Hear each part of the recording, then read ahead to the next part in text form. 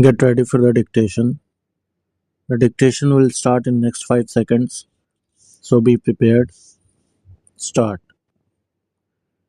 Mr. Vice Chairman, I was speaking about the need for developing a strong UN delegation. I wish that the Honorable Prime Minister would give his attention to this aspect of the matter, particularly in view of the fact that in the next decade or two, politics all over the world would take on a complex character, and it is necessary that men are trained from now on for taking part in international affairs. In the UK and the United States, such delegations are built with men who have wide knowledge of international affairs, and there should be other qualifications for a man to be included in such a delegation. In this connection, I should also like to mention that it is time for government to develop sound conventions regarding the conduct of foreign affairs. In the United States, they have accepted the principle of bipartisan consultation on important affairs of policy. For example, when President Kennedy stood for election, President Eisenhower, even during the period of the conduct of the campaign of President Kennedy, kept him informed about major development in foreign affairs. We have seen our government sending troops out of this country to the Congo, and at that time I had raised the point that before troops left our country for any assignments of an unusual character like the Congo assignment, member of the opposition should be informally consulted.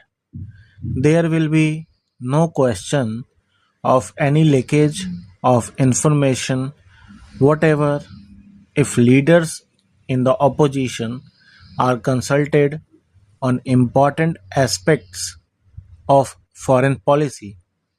The consultative committee of the External Affairs Ministry does go some way to meet the needs of exchanging information about foreign affairs, but the informal consultation of the kind that I mention, where the leader of the opposition and leaders of other parties are called and told by Prime Minister about unusual developments, would strengthen the conviction that the foreign policy of the country has the support not only of the Congress party but also of the entire country. I was speaking about our external publicity, and it is a subject on which I think I can speak with some confidence, as I have been an old time newspaperman in this country. The material which is sent out to foreign countries is extremely scrappy and useless. There is included in this message some statement of what this minister was saying somewhere. We are trying to give publicity to ministerial activities, and it is inevitable that some such publicity should be given because ministers are in charge of the government, but one abroad does not get a real idea of what is happening in the country.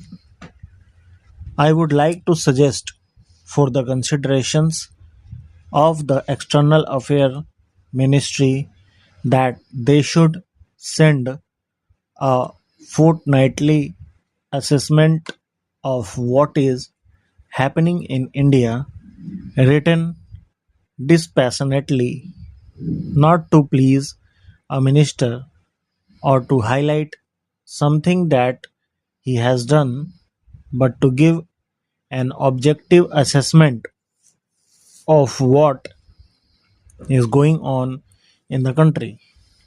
In the old days, when the British government was in existence, such fortnightly reports used to be sent by various state governments, and I think a beginning can be made in that direction in this matter.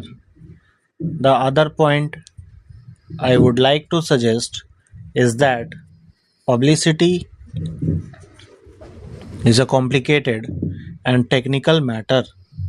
The Foreign Service, as it is constituted today, does not have sufficient training in publicity.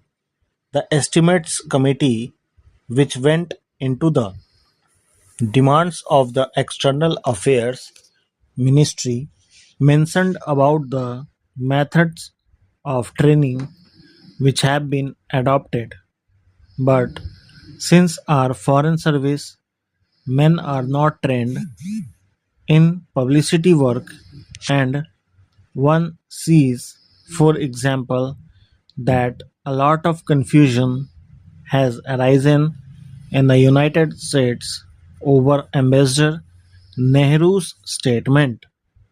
I think the External Affairs Ministry might well set up a committee of members of parliament who are conversant with external publicity and some newspapermen to advise the External Affairs Ministry from time to time. I do not think that the committee will ask for information which is confidential or secret, but they can assist the newspapermen. There are a handful of competent men who would be willing to serve on the committee in an advisory capacity. They would be able to tell the External Affairs Ministry what should be done in order that our news publicity abroad is better. I might mention also that the Estimates Committee had recommended the creation of a cultural cell. Sir, to my mind, we have also to be clear in our mind regarding the objective of rural industrialization. Do we mean to have only diversification of rural economy, and are we going to have rural industrialization only in order to give some help to those who find themselves unemployed during a certain period of the year? Are we aiming at utilizing local resources and meeting local needs through diversification of rural economy, or have we a more fundamental objective in mind when we are trying to industrialize the rural areas. Without this, I am afraid rural industrialization will not be possible. Stop writing.